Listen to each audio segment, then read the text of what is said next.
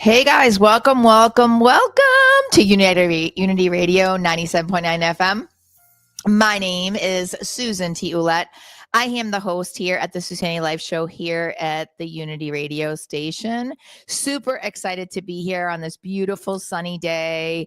Such an amazing weekend. I went and celebrated my birthday at Hampton Beach, which was really cool.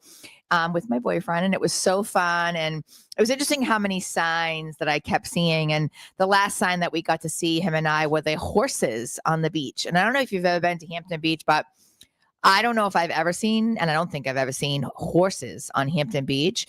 And so they were strolling around down by the water and everything. And then come to find out, the people on the horses were friends of mine. How weird is that?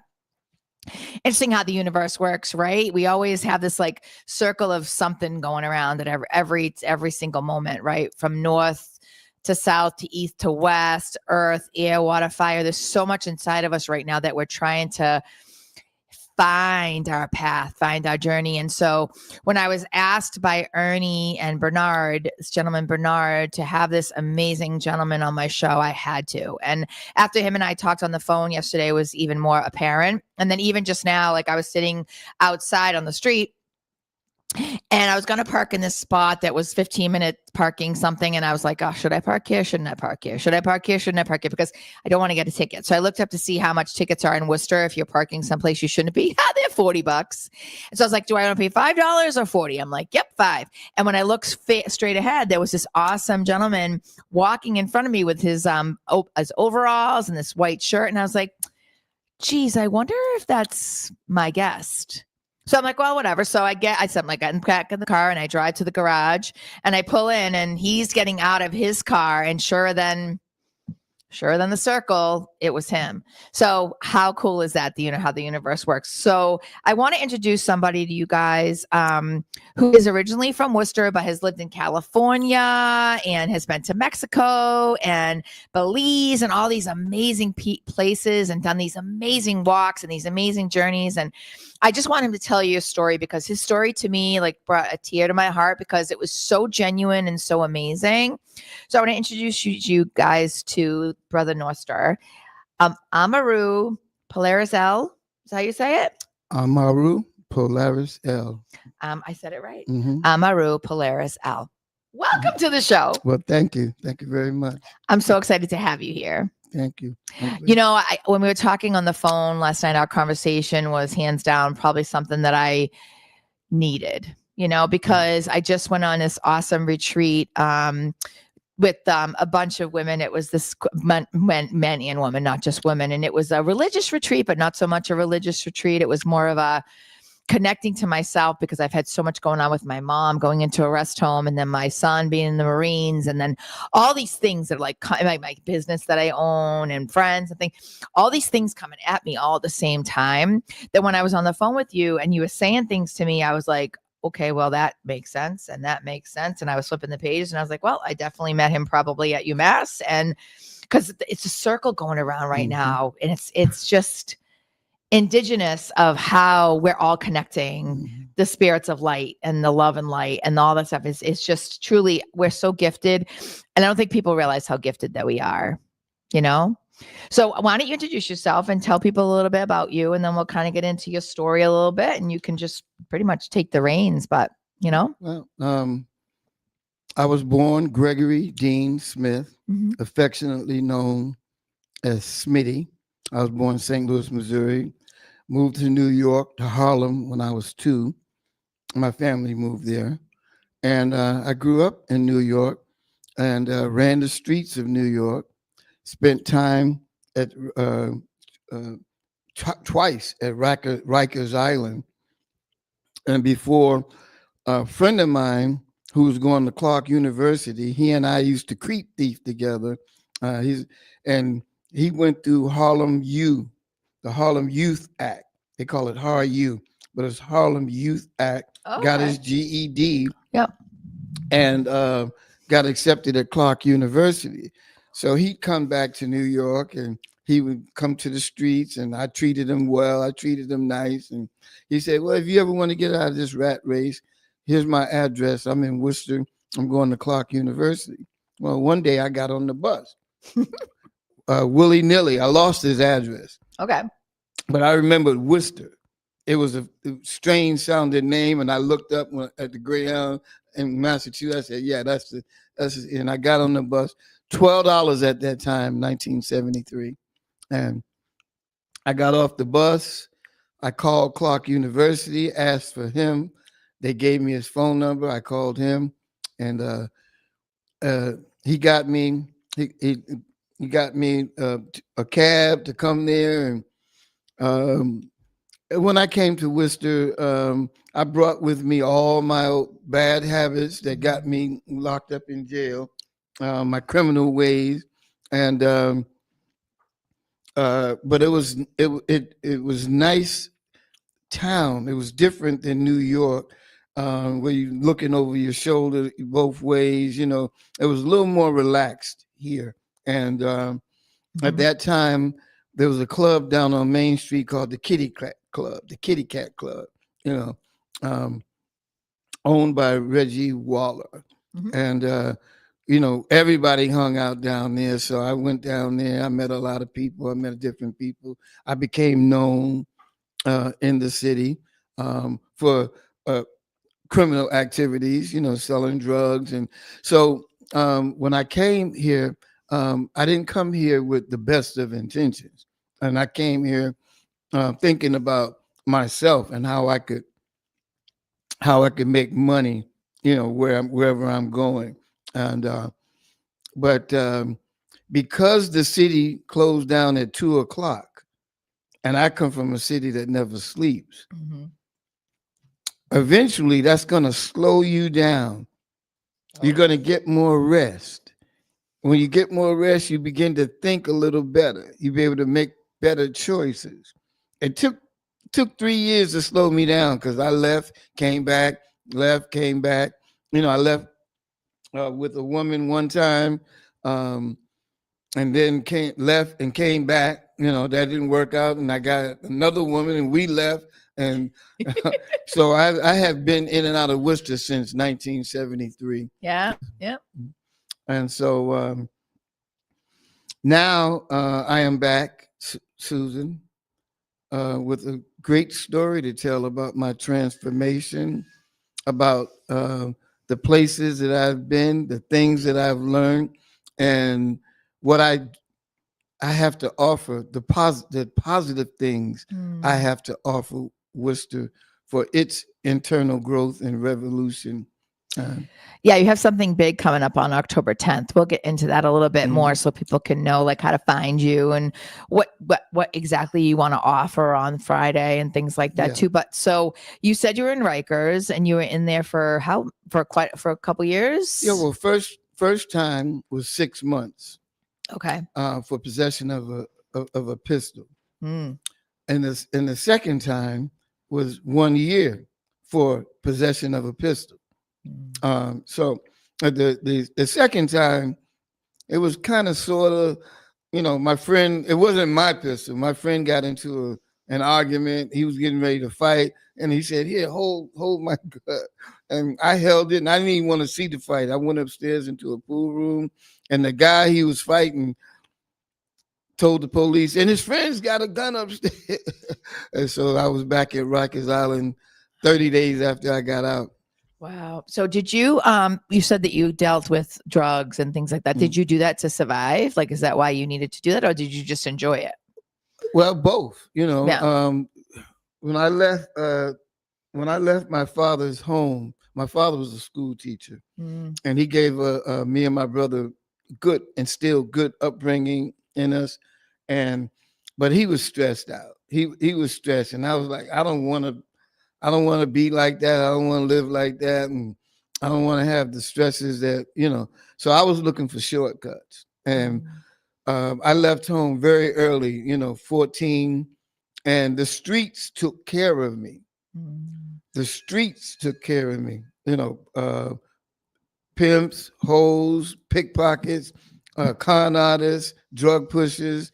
You know, there's a young boy, hey, you know, man, you can stay with me. Yeah, don't worry about, you know, but of course, if they take care of you, you're learning how to survive. Of course. And I learned through their love. They're misguided. These are what I call street people, what I call misguided warriors, because they are rebelling against a system that has set us up to fail. Of course. So they Yep. create a counterculture, and unfortunately, that counterculture does more damage to our community than it does, so. But I learned that later on, maybe 10 years later, because I ran the streets after that for 10 years, from 14 to 24. Okay.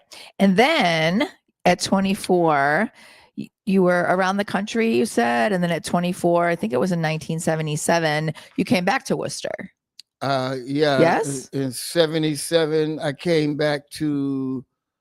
In 77, I came back to. I came back to Worcester right after living in Miami for a while. Yeah, and you started to sell vacuums for Rainbow. Yeah. Yeah, I couldn't get a job because I hadn't worked in 10 years, so I couldn't get a job doing counseling work, or I didn't have a GED or anything like that. Yeah, I was well spoken, I had the gift of gab, but that didn't cut it, So the one job you could get is selling vacuum cleaners. Yeah, and I did that until I found a job at City Hospital, a janitorial job at City Hospital. And I did that until I found a good job at UMass. And at UMass, you said you were a floor aide and you had like a beeper. Yeah. I was a floor aide. Mm-hmm.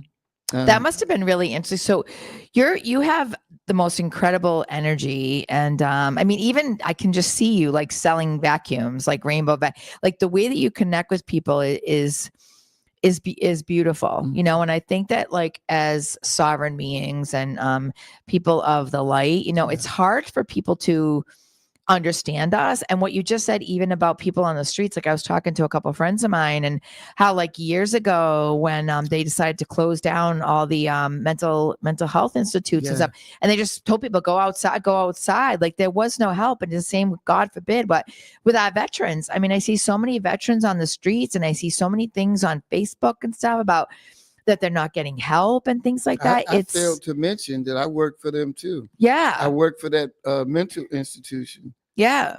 That closed down. I was a night attendant, but that was one of the jobs I had when I came back. And so we're going to go on a quick break in a minute. And then we're going to get into a little bit more. So that's a little bit about Brother NorthStar and how he facilitated through, like he just said, the corruption of a government, got pulled into some things and pulled out of them. And his story gets deeper and deeper on what he's done with his life. It's so powerful. So if you know anybody that needs to hear this story, please subscribe to this and send this to people that want to hear his story, because his story is going to change lives. And I want you to hear it. So my name is SuSanity Life. I am the host here at the SuSanity Life show on Unity Radio 97.9 FM with Community Connection. We are going to take a very quick break, and then we'll be back with our guest.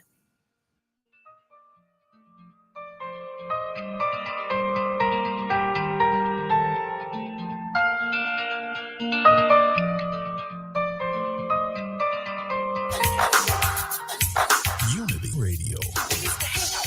Just kicking around. We discovered a love that had never been found. Worcester, we got you.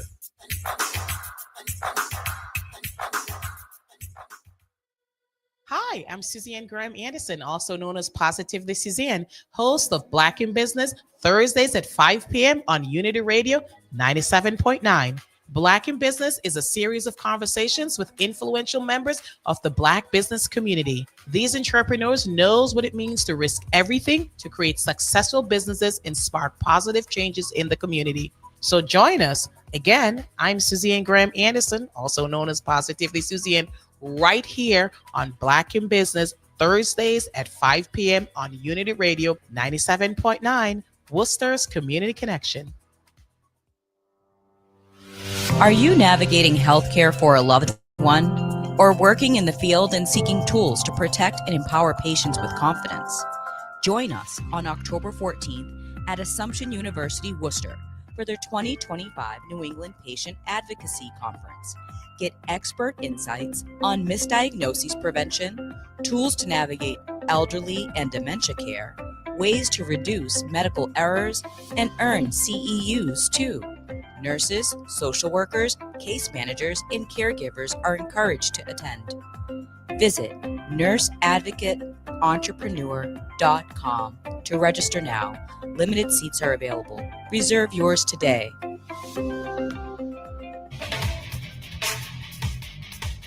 Support for Unity Radio 97.9 FM is provided by United Way of Central Mass, aiming to improve the community and break the cycle of poverty, and the Woosocks Foundation, seeking to make dreams come true for families in areas of education, social justice, recreation, and conquering cancer. Unity Radio, Worcester's community connection.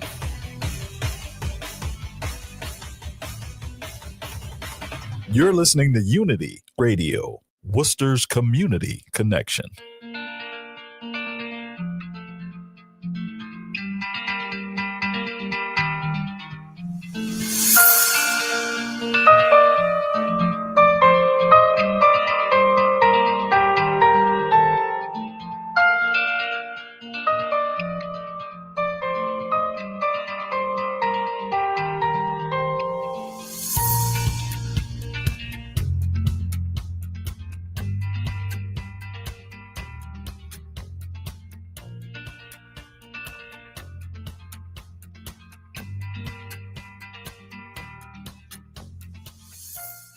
Hey guys, welcome back to Unity Radio 97.9 FM, Worcester's Community Connection.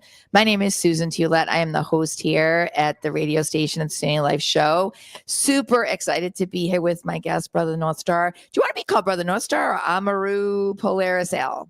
Well, it's Brother NorthStar is an affectionate name. Okay, you know, it's like I love that. Polaris. Yeah. It seems official.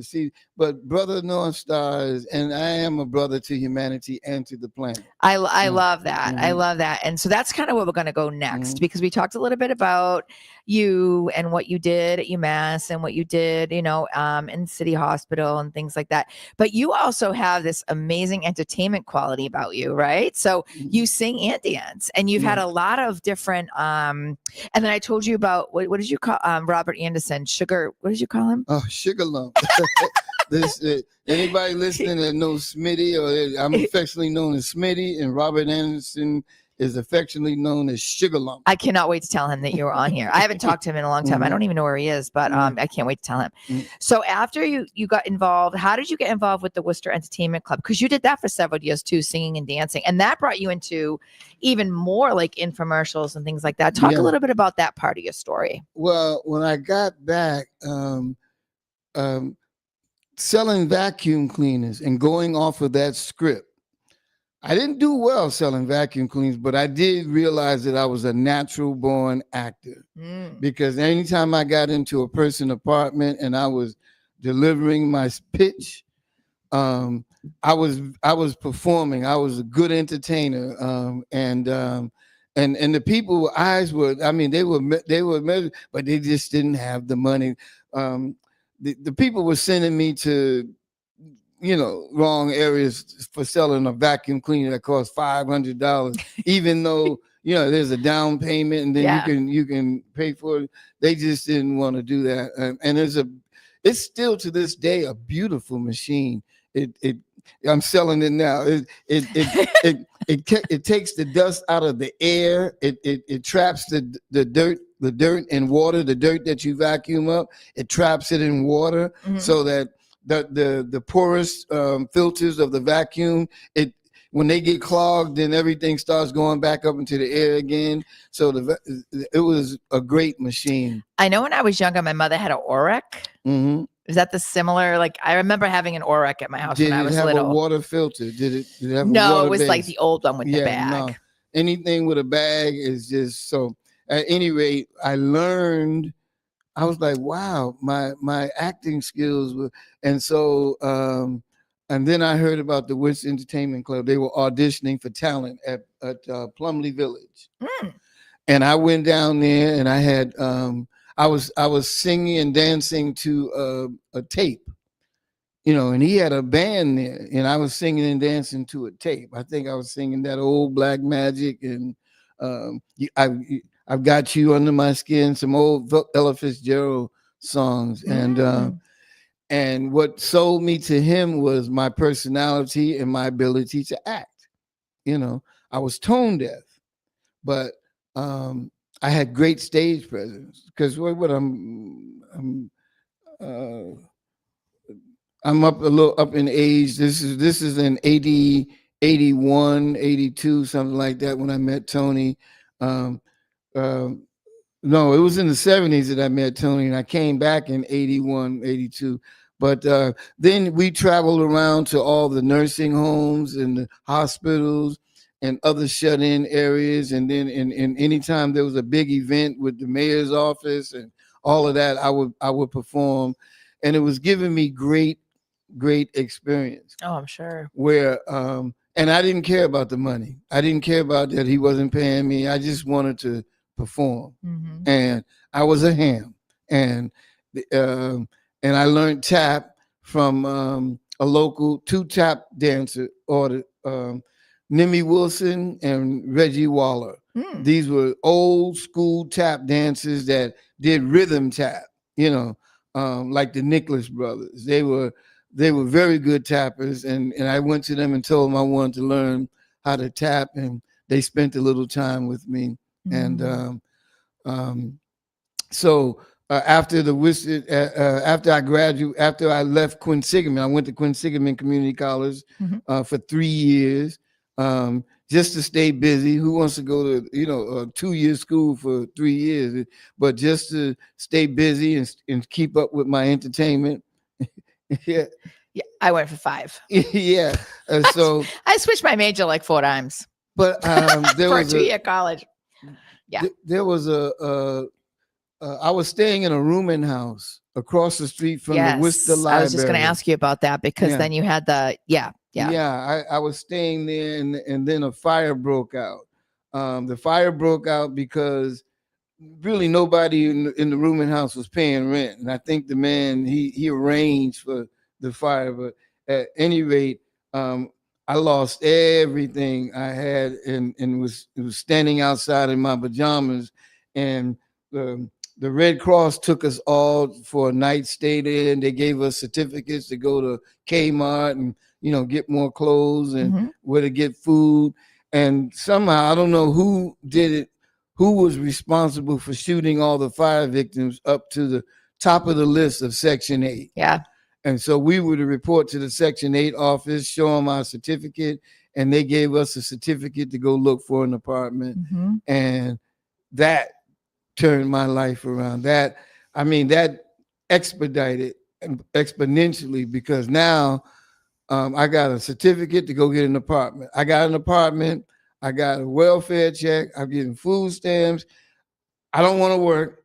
So now is a good time for me to go back to school and get my GED, go to school full time. Yeah, and you got your GED in African American Studies from UMass Amherst. Well, I got my BA from that, bachelor's but my degree. GED. Your bachelor's. Organized Industrial Center. Yes, ran by Ron Scott. It was downtown, and I hiked down there. And for a while, I didn't have any money. For a while, when I had the apartment, I didn't have nothing coming in, but I had an apartment. And then a friend of mine said, "Hey, you can go to Mass Rehabilitation Center, tell them that you got problems, something like that, and they'll make sure you get a welfare check and food stamps." And I was like, "Oh," so I went to Mass Rehabilitation Center. They sent me to a psychologist or a psychiatrist or something like that. And I told them, that my story about my running the streets, and now I'm trying to get my education. Yeah. I had goals. They knew that I wanted to pursue entertainment and get an education. But I said, I don't want to work and go to school. I just want to go to school. I want that to be my occupation. And the people that were listening to me said, I agree. They signed it right off. And then you went to Amherst. And then, I transferred up to Amherst in 1986. Yep. And Bernard and his mother were the ones that drove me up there. Oh, I can't wait to meet him. Yes. Yeah. Yeah. And then at UMass, I got into the UWW program. That means the University Without Walls. This is a program where you can write your life story, and they'll give you 15 credits for your life story. And then I got credits coming to me from Quinsigamond, my 3 years at Quinsigamond. And then I got into the Afro-Am department, and all my teachers aced me. And I was performing, doing stage acting, and I was in a lot of theater. I was with New World Theater, the big theater department. I was in very big productions, and I was working with satellite theater groups all in the area that toured, and then I toured the country with various different theater groups. That must have been an amazing journey. Yeah, that's what I would like Worcester to know, that they helped me. Worcester helped me find myself. Worcester, you slowed me down and helped me come into who I am today. Yeah, that's what I would like you out there in Worcester to know. And I will be speaking a lot about that this coming Friday at the Village. At the Village, yeah. Worcester. And then let's see, what else did you do? Oh, you were talking about how you did the infomercials. You got really big in infomercials and things like that. Was that in California? Yeah. And you were making like what, 13,000 or 14,000 a month or something? Well, prior to that, after I graduated from the University of Massachusetts in 1995, I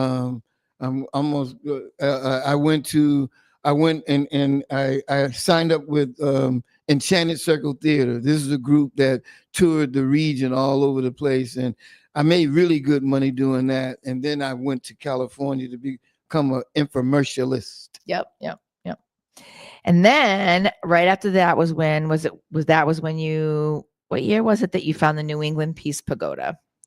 New England Peace Pagoda I ran into in 1993 because I was doing theater, and the things that I did to stay in shape for my acting career was I would walk and play basketball. I wasn't a jogger. I couldn't just jog to be jogging. Basketball made me run up and down the court, and that gave me my jogging.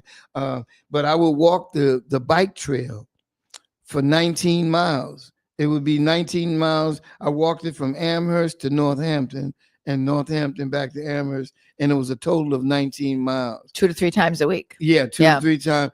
And that was a new revelation for me, because when I got back from that walk, I felt such a peace. I felt whatever rage I had, it was extinguished. Yeah. Because we all have rage. Oh, all of us have rage. And I had rage, and there's some of my rage I didn't know what I would do. If I know that I would always defend myself, but how far would I go? Would my rage take me? Well, walking the earth really simmered me into a peace to be able to resolve things. And I noticed that how calm I felt. And so that walking, and then I heard about them. Yeah. And I started walking with them. I'll let you go. Yeah, we're going to take another quick break, and then we're going to talk deeper about that, because I think people really need to hear about that. So guys, this is Unity Radio, 97.9 FM, Worcester's Community Connection. My name again is SuSanity Life. I am the host here at SuSanity Life show, and also the owner of SuSanity in Sturbridge, Massachusetts, where wellness meets peace of mind. We'll be right back with Brother NorthStar talking more about his amazing walking journeys. And there's so much to this. It's going to be amazing. So again, if you guys know anyone, could you please share this, and let's get his story out there. Peace out, my friends. We'll see you soon.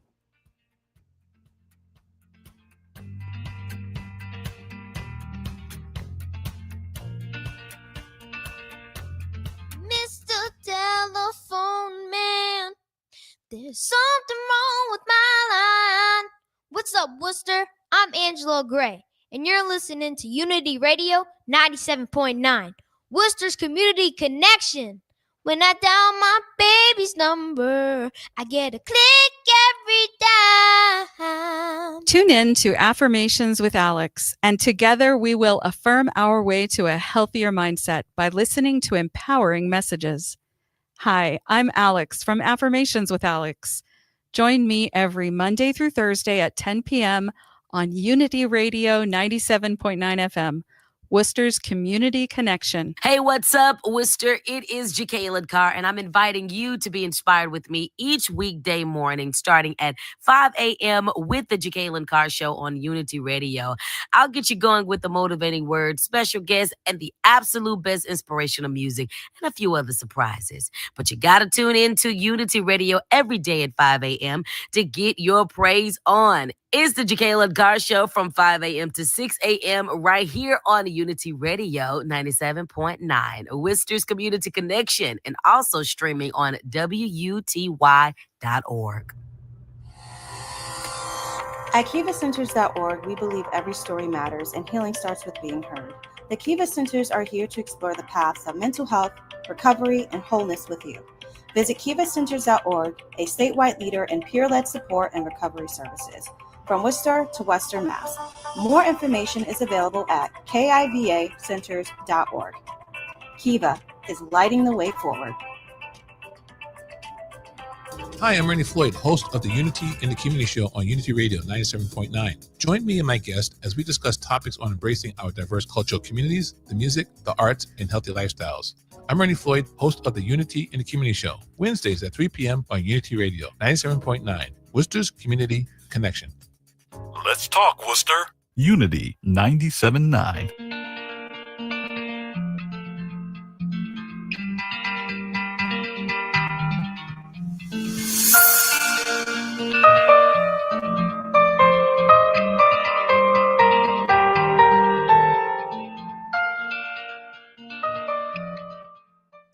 Hey guys, welcome back to Unity Radio 97.9 FM, Worcester's Community Connection.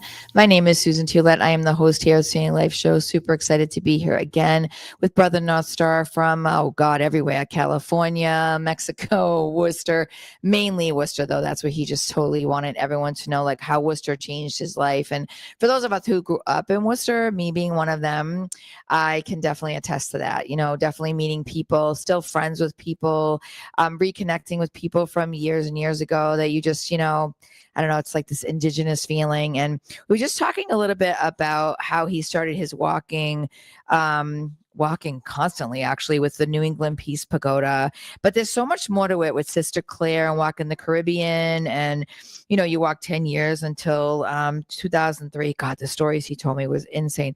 And he has something that he's doing. And this is what's happening on Friday. And this is what he's going to talk more about at the last segment.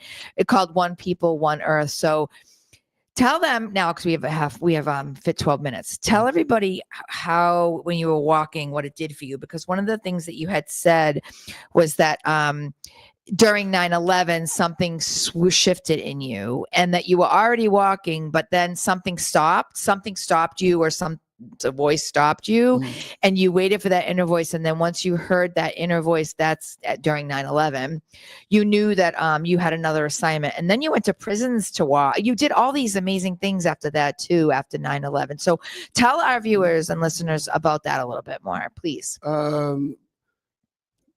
The New England Peace Pagoda, located in Leverett, Massachusetts, ran by Nipponzan Myohoji Buddhist religious order. They are a walking order that drums and chant, and they like to go to nuclear test sites and landmines, places where landmines have been buried and uranium has been buried on indigenous land. And so they like to draw attention to that by their walking and their chanting, because people see them walking and they walk with them, or they gather around them to see what they're chanting about. And so I stopped walking by myself, the bike trail, the 19 miles. I was able to keep up with them because they were doing 20, 25 miles. We walked across the state of Massachusetts many, many times for many, many different reasons, about welfare, always from Western Massachusetts to the State House, walking. And we came down Route 9, came through Worcester and all that stuff. But then there came in 1997, Sister Claire told me about the Interfaith Pilgrimage of the Middle Passage. That was going to be a walk that was going to go back from the United States, started at the Leverett Peace Pagoda, and walk down the eastern seaboard through all the states to go walk back to Africa. I had to be on that. At the time, I was a seminar leader in California with the earning potential of $13,000-$14,000 a week, depends on what the sales were. And I had a choice between that and walking back to Africa. I chose to walk back to Africa. And what I learned in that walk was that a lot of people came out and walked with us. A lot of passerbyers stopped by and donated money, water, food. They brought us things. The support from the people in our country was tremendous. But it was an organized walk, and every city that we went through, they were waiting for us, and they hosted us, and they put us up. Sometimes in auditoriums, sometimes in churches, sometimes in synagogues, sometimes in gymnasiums, sometimes in school. There would be 40, 50 of us walking and chanting. And they had the house, and they housed and fed us all, and they provided entertainment. Some of their best musicians and performers would come and perform for us. And then we got stuck in Puerto Rico, and we fell behind in time. So the group decided to fly to Africa because people were waiting for them in Africa, but that meant they had to cut out South America. I wasn't for cutting out South America, and I didn't want to fly back to Africa. I wanted to go back by boat. So me and another delegation of people, we went through South Africa. We walked through South America. And then when we got to Bahia, Brazil, there was a man named Captain Bill Pickney. He was on his own Middle Passage journey. This is how I learned about divine synchronicity. Yeah. This is the first time I was like, wow. He was on his own Middle Passage journey. Yeah. And when he saw us, he could not say no. He knew that was a divine appointment. And so he can only take two of us. It was me and another sister. And so I was one of 7 people that was on that journey from, it was a 13-month-long journey that went through 15 countries. And I was on it from beginning to end. And I was one of 2 people that actually crossed the Middle Passage by boat. And after that journey, I got back into Amherst, Massachusetts. My apartment was still there waiting for me. And I was traumatized. I had to be still. I didn't want to act anymore. I didn't want to do anything. I needed to hear that was a divine assignment. That was an assignment that was given to me that the Broadway proscenium stage is a mosquito compared to walking the earth, being on the earth stage. And so it was like, what can I do to surpass that? I kept asking, what can I do to surpass that? And the answer didn't come to me until 2001, 911. When 911 happened, and I was going back and forth between, maybe I'll act part-time and maybe I'll walk part-time. It came to me, my next assignment was walk full-time, walk alone, and don't solicit any donations. Don't get any backings from any organizations, anything like that. Just walk and trust. And that was my next assignment. And I did that from 21 to 2010, 2001 to 2010 to 2008 for 7 years. And that took me I walked across the United States 3 times. I walked across Mexico 3 times. I walked across Belize 3 times. And I walked across Guatemala 3 times. Walked up to Canada, walked across Japan, walked across Okinawa by myself. And didn't solicit, didn't hold a cardboard box, say I need food, need money. Just walked until someone offered me a ride, camped out until someone offered me food, and fasted until someone offered me food, and camped out until someone offered me a place to stay. So you were talking about beings of light, the light beings. What I depended on, what I knew was my frequency, because my feet is massaging the earth. I was praying with my feet, and that puts you on a certain frequency where people on that frequency recognize you immediately. Yep. And they take you home. They trust you. Yep. I trusted them and they trusted me. They trusted me to get in their car. They sound me out a little bit. They hear my story. And then they trusted me enough to invite me into their homes and feed me. And then some places I stayed for 2 weeks. Some places I stayed for 3 months because they kept saying, we got places we want to show you. What was my pilgrimage? Napanzami and Hoji, they were abolitionists of nuclear power. That's what their mission was. And it was fun walking along the highways and byways, seeing nature, seeing trees, seeing animals, feeling free, footloose and fancy free. But then when we got into the cities and they were shaking hands with politicians and there was all these long speeches, I'd go somewhere and sit down and stifle a big yawn.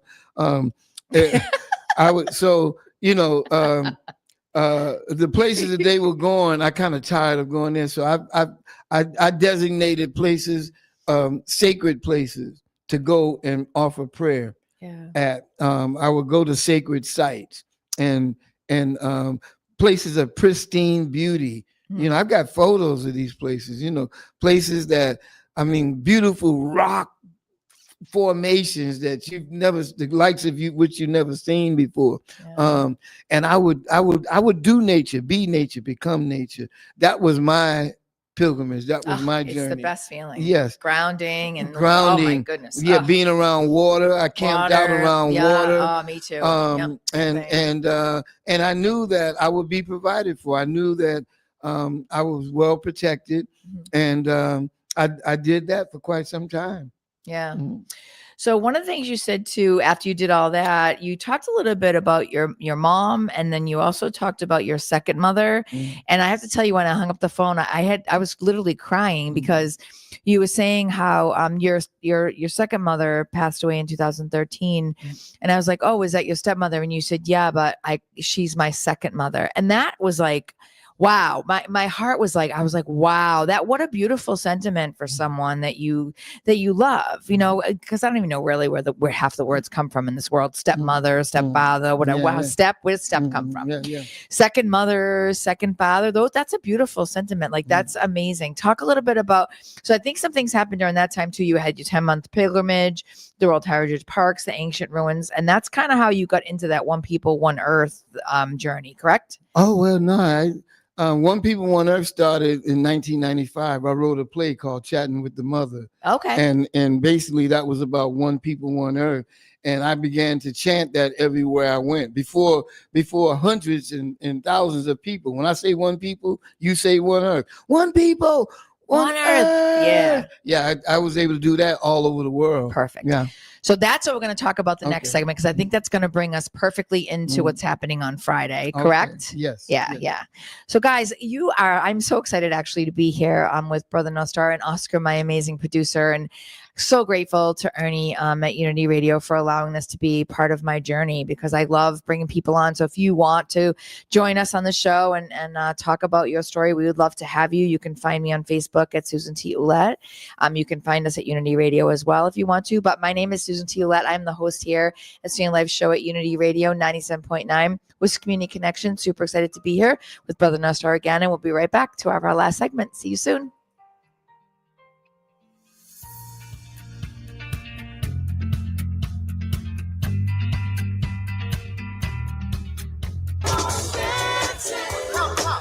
Unity Radio.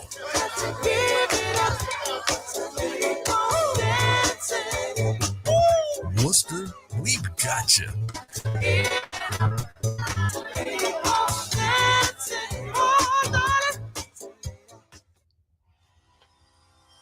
Hi, I'm Siobhan Myers, your host on Talking Wellness, presented by the Kiva Centers on Unity Radio 97.9 FM.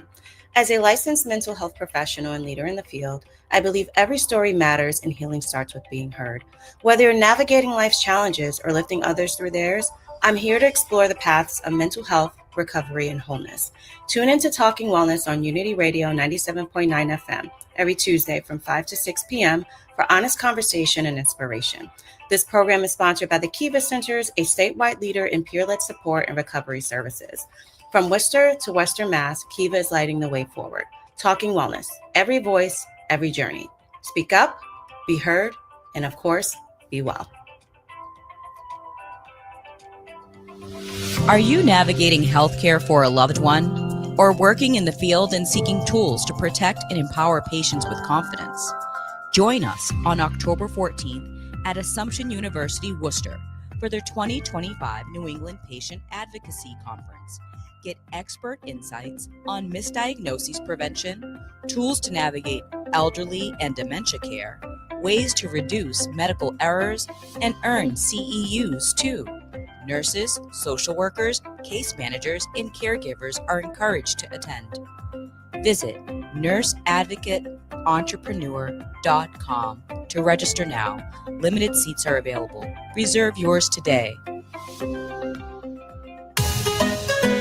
Activa la radio y Unity Radio 97.9 FM te invitan a escuchar el bloque latino todos los sábados de 7 de la mañana hasta la 1 de la tarde por los 97.9 FM en la ciudad de Worcester.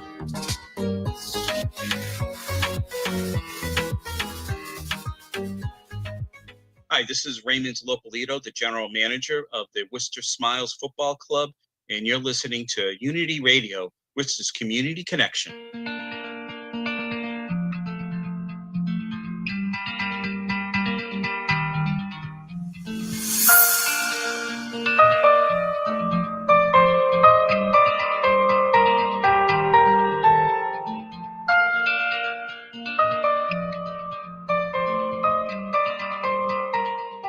So, guys, welcome back. This is our last segment with Brother NorthStar. And I'm super excited for him to be here and tell the last part of his story and tell you where he's going to be on Friday, which is the reason why he's here today, to talk about that and to give some light to people and to give some hope and positivity and joy to people who could be going through something really crazy in their life right now, because the world is kind of upside down right now. And sometimes you just need that voice or that feeling inside so that you know that you're not alone, right? Which we're never really alone anyways, even walking on the grass or walking outside or seeing the ocean or whatever. Like, we always have a connection to the divine synchronicity, right? So, Brother NorthStar, welcome back again. And you were talking a little bit, we're going to get into this, the one people, one earth, get into that. And then talk about what's happening on Friday after that, or whatever you want to talk about. We have 12 minutes. So, okay, I'm reintroducing myself. I'm Brother NorthStar, but back in the day, way back in the day, you was to know me as Smitty. And Smitty is back here as Brother NorthStar, Amari Polarisel, aka Brother NorthStar, and we're talking about my mother. My mother. We're talking about your mom, your second mother, and your mom, about the 12-month pilgrimage, and then we get into the people, and then Well, yeah. What happened there was and you can add Petersham too, like, because that's where you are now. What you do at Petersham. I was at. I was going back and forth. I was on my way back to Mexico, southern Mexico. I was on the East Coast. I had done a few programs up at the University of the Wild, where I'm at now. I would in trouble, youth that were in trouble. I held a program for that. I raised the money for that so that I can bring them into nature and be someplace where they're out of the we demonstrated meals that they can eat, food, different, you got to get away from the fast food stuff. And so I was on my way back. I had a bus ticket that to take me all the way back to California. And it allowed me to stop off in New York, stop off in Philadelphia. It was a refundable ticket in them days that allowed you to, it was good for a year. It was good for a year. So I'll be able to stop off in New York, visit for 2 weeks, then stop in Philadelphia, visit for 2 weeks. And then I could stop in St. Louis, visit for a couple of weeks until I got back to the West Coast.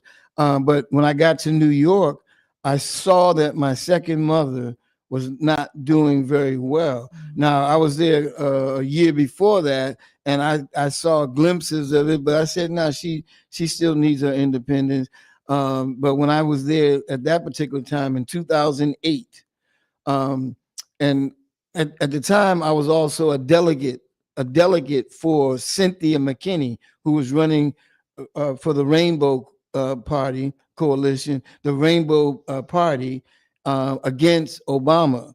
And I went and I was a delegate for her. I was working for, but at any rate, in 2008, I ended up in New York, and she was very resistant. She felt like, she still needed her independence. And I saw a stove being left on. I was like, well, listen, I tell you what, I don't want to leave you like this. Either you got to get somebody to come up in here, you go live with your sister, or you have to have assisted living, move to assisted living.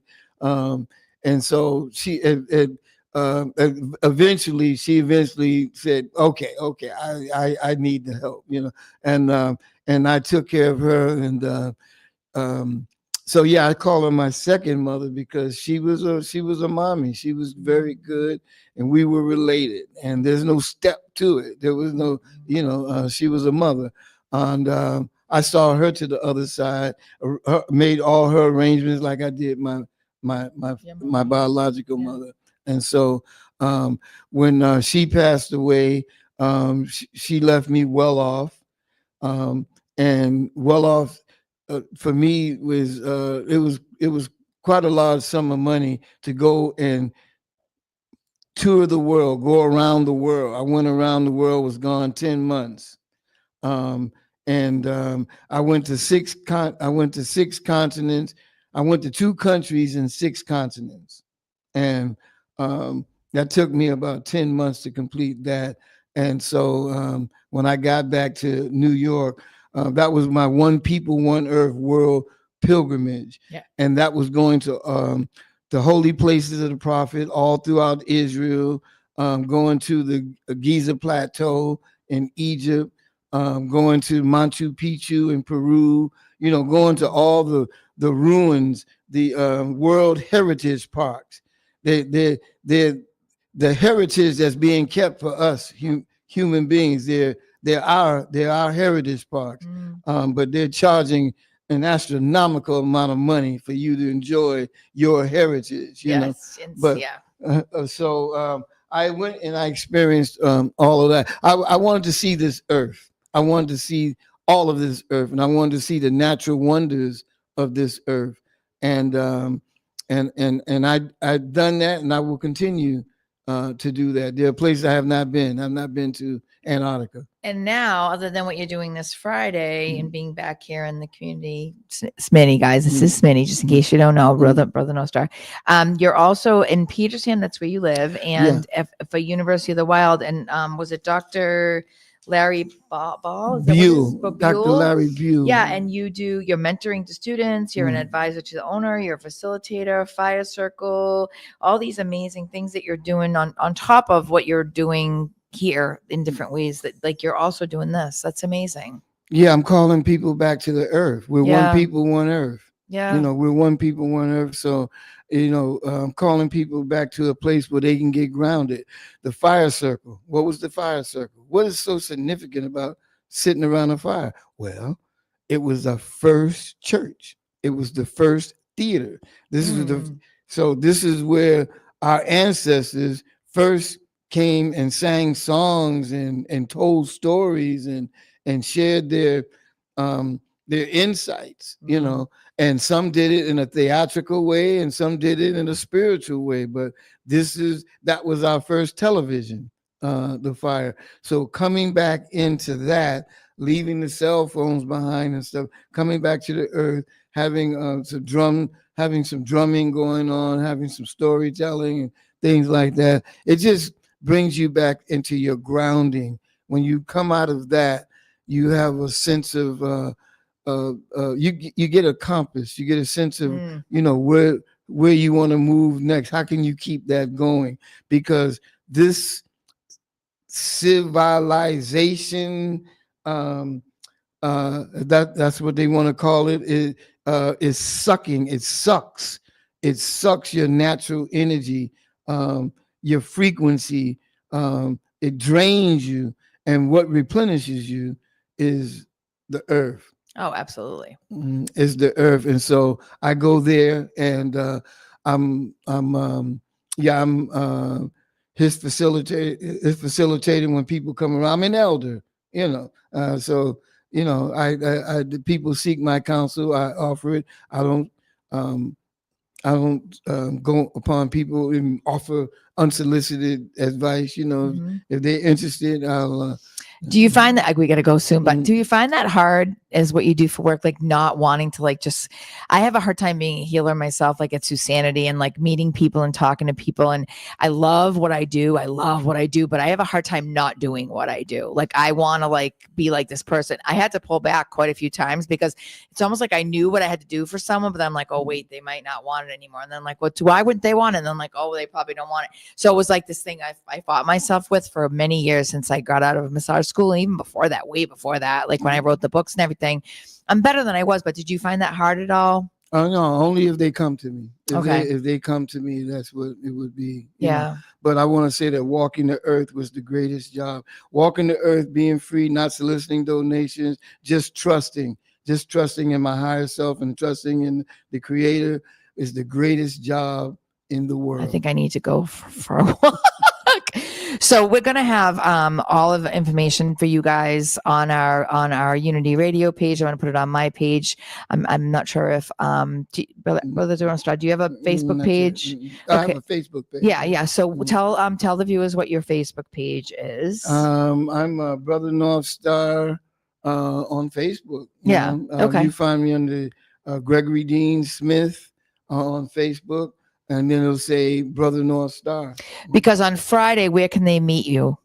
On Friday at 6:00, I'll be at the Village Worcester, sharing my stories. I've invited a lot of old friends, people that you may know, Brenda Jenkins, so many people like Bernard, Harley, so many people I've known for years. A lot of my friends have, of course, passed away, but those that are still alive. Robin Tucker, these people, I'm inviting them to come out, even if only 3 of them are there, even if only 3 people come out to welcome me. That's Worcester. Yeah. That's Worcester for me. But Worcester should know that my transformation came when I came here. Well, I'm so grateful that you're here, and I know that we're supposed to connect, and we're going to stay connected, you and I, for sure. There's no doubt in my mind, and I definitely have some other people that I want to connect you to. Yeah. I'm so grateful, so grateful. So, guys, all of his information is going to be on our page and on mine, and again on his Facebook page. Hopefully, you can go see him on Friday night at 6:00. I'm so grateful to all of you too for watching. We are here at Unity Radio. We're one people, one earth. Right. People want to. So guys, have a great day and a great week, and just know how much we loved you, and we'll talk to you soon. Peace out, my friends. Unity Radio 97.9 FM with Community Connection. My name is Susan Ouellette, your host here at SuSanity Life and the owner of SuSanity in Starbridge. Take care, guys.